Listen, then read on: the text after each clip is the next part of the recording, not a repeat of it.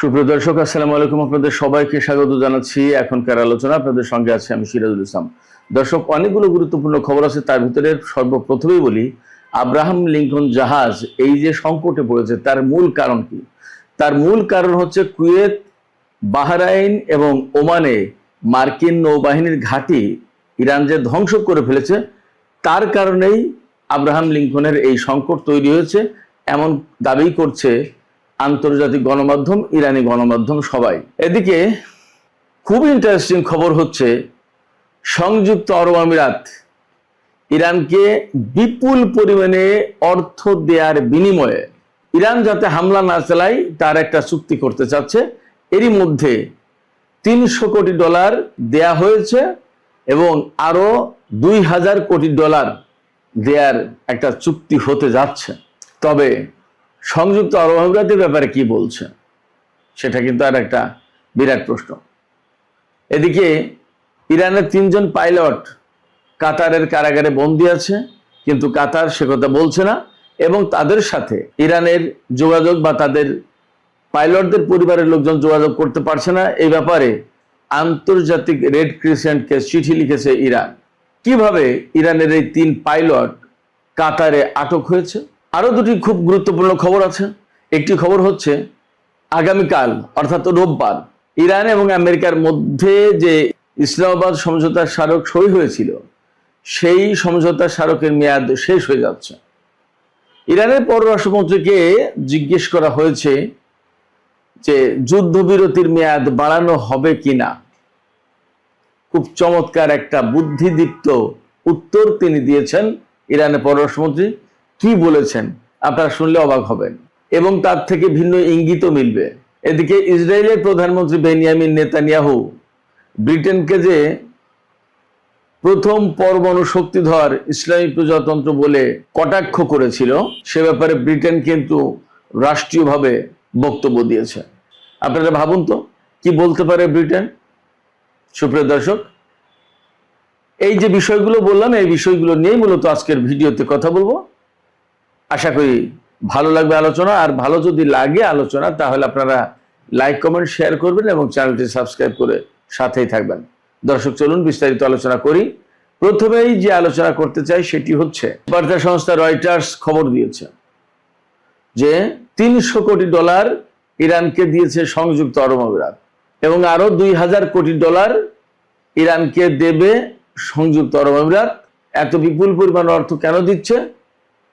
এত বিপুল পরিমাণে অর্থ দেওয়ার কারণ হচ্ছে এই যে সংযুক্ত আরব আমিরাত ইরানকে উন্নয় বিনয় করছে, অনুরোধ করছে যে আমরা টাকা দিচ্ছি, আপনাদের সাথে আমাদের একটা চুক্তি হবে, আপনারা সংযুক্ত আরব আমিরাতে আর হামলা করতে পারবেন না। শুধু তাই না, এটা ঘনিষ্ঠতার জন্য, সম্পর্ক বৃদ্ধির জন্য দ্বিপক্ষীয় এমন একটা চুক্তি হবে যার আওতায় দুই দেশ গোয়েন্দা তথ্য বিনিময় করবে, তারপরে আঞ্চলিক সহযোগিতা থেকে শুরু করে অনেক ব্যাপার স্যাপার আছে। এটার সেই খবর দিচ্ছে 4টি সূত্রের বরাত দিয়ে আরো $2000 কোটি দেবে। ইরান কি বলছে এ ব্যাপারে? ইরানের বক্তব্য ঠিক এইরকম ভাবে, মানে ইরানের মনোভাবটা এইরকম ভাবে তুলে ধরা হয়েছে যে এরকম বিপুল অঙ্কের টাকা দিলে ইরান সংযুক্ত আরব আমিরাতে হামলা হয়তো নাও চালাতে পারে এবং ইরানে তো ব্যাপক ক্ষয়ক্ষতি হয়েছে। এই ক্ষয়ক্ষতির একটা অংশ যদি এইসব জায়গা থেকে উঠে আসে তাহলে মন্দ কি? হলোই তো, প্রতিবেশী দেশই তো।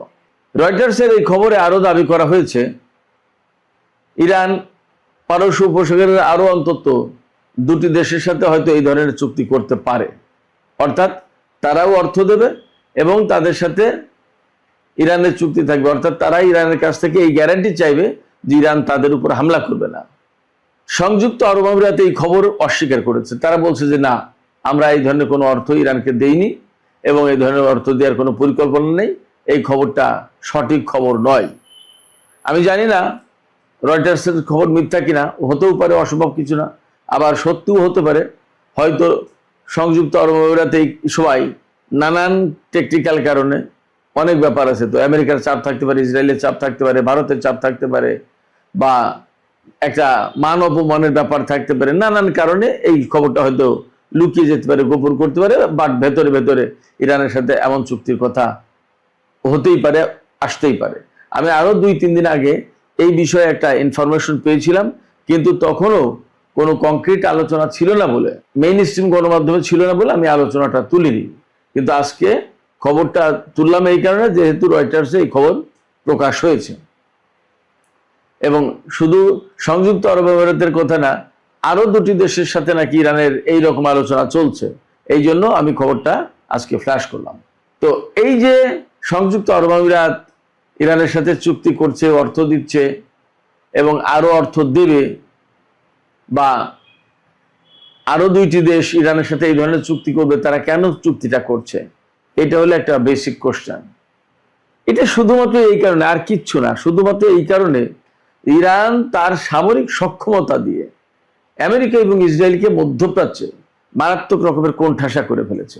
শুধু কোণঠাসা না, আসলে মধ্যপ্রাচ্যে আমেরিকার ঘাঁটিগুলো এত ভয়াবহভাবে ক্ষতিগ্রস্ত হয়েছে। এই সমস্ত দেশ চোখের সামনে দেখেছে যে আমেরিকার কি বিশাল বিশাল অট্টালিকা, প্রাসাদ, বিশাল বিশাল সামরিক ঘাঁটি, নৌবাহিনীর ঘাঁটি, তাদের গুরুত্বপূর্ণ বিমান, ক্ষেপণাস্ত্র প্রতিরক্ষা, এগুলো চোখের সামনে ধ্বংস হয়ে গেছে। এই সমস্ত দেশের রাজা মহারাজারা দেখেছে নিজেরা চোখের সামনে। দেখার পরে এখন তাদের হয়তো একটা হুঁশ হচ্ছে যে ইরান আসলে মধ্যপ্রাচ্যে কি করতে পারে আর কি করেছে। তারা তো 1 দফা 2 দফা দেখেনি, কয়েক দফায় দেখলো। কিরকম? এই যে 28 ফেব্রুয়ারি যে যুদ্ধ শুরু হলো, সেই যুদ্ধ কিন্তু একটানা 40 দিন চলেছে। সেই সময় ইরানের পাল্টা প্রতিরোধ দেখেছে। এরপরে কিছুদিন যুদ্ধবিরতি থাকলো, আবার আমেরিকা ইরানের উপর হামলা চালালো এবং সেখানে 13-14 দিন টানা যুদ্ধ হলো। এবং এই 13-14 দিনের যুদ্ধে ইরান মারাত্মক রকমের ক্ষতিগ্রস্ত করে দিয়েছে আমেরিকাকে। মধ্যপ্রাচ্যের প্রত্যেকটা ঘাঁটি ভয়ঙ্করভাবে ক্ষতিগ্রস্ত করে দিয়েছে, একেবারে বেছে বেছে চিহ্নিত করে টার্গেটে হামলা চালিয়েছে ইরান।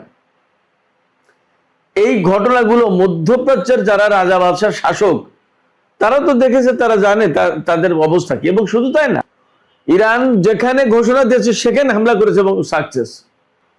আরব আমিরাতে দুবাই বিমানবন্দরে, তাদের তেল স্থাপনায়, রিফাইনারিতে, অস্ত্র গুদামে, সামরিক ঘাঁটিতে, যেখানে বলেছে সেখানে হামলা চালিয়েছে এবং ভয়াবহ ক্ষতির মুখে পড়েছে। শুধু তাই না, মার্কিন প্রেসিডেন্ট ডোনাল্ড ট্রাম্প ইরানকে কয়েকবার মুছে দিতে চেয়েছে মানচিত্র থেকে।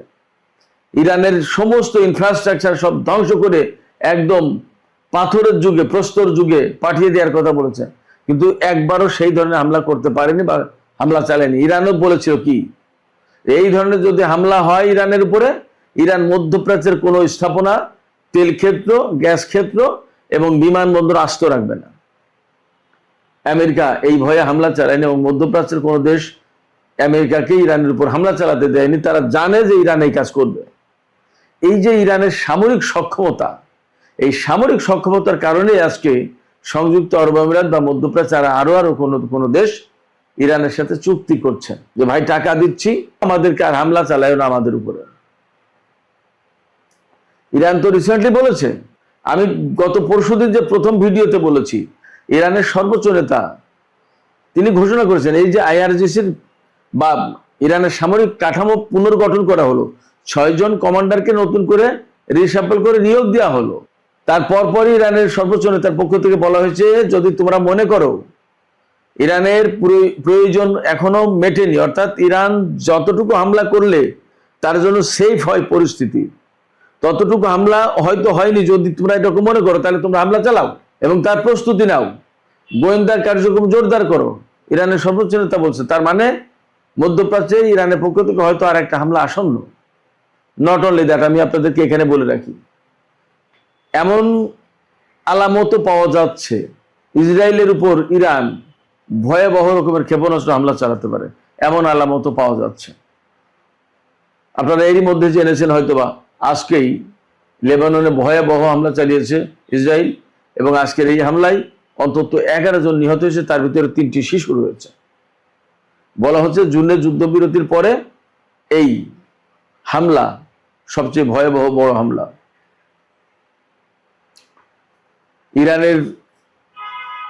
ইরানের যে যুদ্ধবিরতির শর্ত ছিল তার ভিতরে 1 নম্বর ছিল যে লেবাননে হামলা বন্ধ করতে হবে। সেই লেবাননে যখন হামলা চলছে, গাজায় যখন হামলা চলছে, তখন ইরান কি একেবারেই চুপ থাকবে? যুদ্ধবিরতি যখন লঙ্ঘন করেইছে, ইসলামাবাদ সমঝোতা স্মারক যখন লঙ্ঘন করেছে আমেরিকা, তখন ইরানের সামনে তার কোনো বাধা নেই। অতএব সে কিন্তু নিশ্চয়ই পরিকল্পনা নিচ্ছে এবং তার লক্ষ্য ঠিক করছে। জানা যাচ্ছে যে ইসরায়েলে ব্যাপকভাবে ব্যালিস্টিক ক্ষেপণাস্ত্র দিয়ে হামলা চালাবে ইরান। তো যে কথা বলছিলাম আমি সেখানে ফিরে আসি এবার। তো মধ্যপ্রাচ্যের দেশগুলোতে এইভাবে হামলা চালানোর কারণে এই সমস্ত দেশ এখন নতজানু হয়েছে। এরই ভেতরে খবর পাওয়া যাচ্ছে যে, আমি আজকের দুপুরের ভিডিওতেই বলেছি, আব্রাহাম লিঙ্কন মার্কিন দ্বিতীয় বৃহত্তম বিমানবাহী রণতরী, তাকে ভারত মহাসাগর থেকে সরিয়ে নেওয়া হচ্ছে এবং সেখানে রিপ্লেস করা হচ্ছে জর্জ ওয়াশিংটন বিমানবাহী রণতরীকে। এই যে আব্রাহাম লিঙ্কনে এই সংকট তৈরি হলো, খাবার নেই, দাবার নেই, বাথরুম নেই, সাবান নেই, শাওয়ারগুলো ছত্রাক পড়ে নষ্ট হয়েছে, আরো বাজে বিভিন্ন রকমের অবস্থা। কম পরিস্থিতি তৈরি হলো তো সেখানে মারামারি খুনোখুনি হয়নি। কেন এই অবস্থা তৈরি হয়েছে আব্রাহাম লিঙ্কনের? আব্রাহাম লিঙ্কনের এই অবস্থা তৈরি হওয়ার পেছনে মূল কারণ সেটা হচ্ছে এই, বাহরাইন, কুয়েত এবং ওমানে মার্কিন যে নৌবাহিনীর ঘাঁটি ছিল, সমস্ত ঘাঁটি একেবারে তছনছ করে দিয়েছে ইরান। এবং আপনারা জানেন যে বাহরাইনে ৫ম নৌবহরের ঘাঁটি ছিল, সেই ঘাঁটি একদম যুদ্ধের প্রথম দিন থেকেই হামলার মুখে এবং শেষ পর্যন্ত সবসময় বাহরাইনে হামলা চালিয়েছে ইরান। অনেকে আমার কাছে প্রশ্ন করেছে, ভাই ঘাঁটি তো ধ্বংস করে দিয়েছে, তারপর আবার কি হামলা চালাই? ভাই, একটা ঘাঁটিতে তো আর একটা দুটো বিল্ডিং থাকে না, বহু বিল্ডিং থাকে, বহু কিছু থাকে, সব তো আর একসাথে শেষ হয়ে যায় না। অনেক কিছু তো লোহা লকড়ের অনেক ব্যাপার স্যাপার আছে। সে আবার যুদ্ধবিরতি গেছে মাঝে, অনেকগুলো ঠিকঠাক করার চেষ্টা করেছে, অনেক কিছু। এগুলো একদম মানে ইরান চেয়েছে যে একদম কমপ্লিটলি শেষ হতে, যাতে আর কোনোদিন এটা ব্যবহার করতে না পারে, এইরকম করে। তার মানে একটা ধ্বংসস্তূপ পরিণত করার পরে সেই ধ্বংসস্তূপ ধ্বংস করার চেষ্টা করেছে ইরান। এই রকমের মার্কিন নৌবাহিনীর ঘাঁটিগুলোতে হামলার পরে এই সমস্ত জায়গা থেকে লজিস্টিক সাপোর্ট, খাদ্য, খাবার, এই সমস্ত কোনো কিছু আর যেতে পারেনি। এই যে আব্রাহাম লিঙ্কনের যে সমস্ত নাবিকরা, সেই নাবিকরা কয়েক মাস ধরে নাকি দুধের মুখ চোখে দেখেন, অর্থাৎ দুধ খেতে পারেনি। ভাবতে পারেন, সামরিক বাহিনীর লোকজন দুধ পায়নি। এইরকম পরিস্থিতি তৈরি হচ্ছে। এখান থেকে প্রত্যাহারও করতে পারছে না, আবার এই সমস্ত যোগানও দিতে পারছে না। এখন মার্কিন বাহিনীর যা পরিস্থিতি, আমি আপনাদেরকে জানাই, দিয়েগো গার্সিয়া যে সামরিক ঘাঁটি ভারত মহাসাগরে, এই দিয়েগো গার্সিয়া ঘাঁটি থেকে মার্কিন বাহিনীকে এখন লজিস্টিক সাপোর্ট দিতে হবে। ওমান উপকূল থেকে ৩,৫০০ থেকে ৩,৮০০ কিলোমিটার দূরত্বের পথ, একদম খুব সহজ ব্যাপার না, সেখান থেকে নিতে হবে। সেটা হচ্ছে ব্রিটিশ ঘাঁটি। ইরান ব্রিটেনকে বলে রেখেছে, আমেরিকাকে ঘাঁটি মাটি কোনো কিছু দিয়ে সাহায্য সহযোগিতা করলে কিন্তু তারাও টার্গেট হবে। এটা একটা জটিলতা আমেরিকার জন্য। হয়তো পাবে, সেখান থেকে লজিস্টিক সাপোর্ট পাবে, বাট হর হামেশা ওমান থেকে, কাতার থেকে, কুয়েত থেকে, বাহরাইন থেকে যেভাবে পেত, এখন আর সেটা, সেই যুগ শেষ। শুধু তাই না, এরা তো হরমুজ প্রণালী দিয়ে পারস্য উপসাগরে ঢুকতেই পারছে না। যুদ্ধ শুরুর দিন থেকে মার্কিন বাহিনীর যুদ্ধ জাহাজ আর হরমুজ প্রণালী দিয়ে ঢুকতে পারেনি, একদম বন্ধ। আর ইরান যখন হরমুজ প্রণালীকে কন্ট্রোল করা শুরু করেছে, তখন থেকে তো একেবারেই ক্লোজ। সেক্ষেত্রে আমেরিকা ইরানের সাথে যুদ্ধ করতে এসে এই রকমের একটা ভয়াবহ কঠিন পরিস্থিতির মুখে পড়বে, এটা কল্পনাও করতে পারেনি কেউ না। আইআরজিসির প্রধান আজকে তার সেনা সদস্যদের উদ্দেশ্যে লেখা চিঠিতে বলেছেন যে আপনারা বিশ্বের সবচেয়ে বেশি অস্ত্রধারী সামরিক বাহিনীকে নতজানু করতে সক্ষম হয়েছে। আমেরিকা নতজানু হতে, হাঁটু গেড়ে বসতে বাধ্য হয়েছে। বিরাট ব্যাপার। যাই হোক, আমি আর একটা প্রসঙ্গে কথা বলছিলাম শুরুতেই। কাতারে ইরানের ৩ জন পাইলট আটক আছে।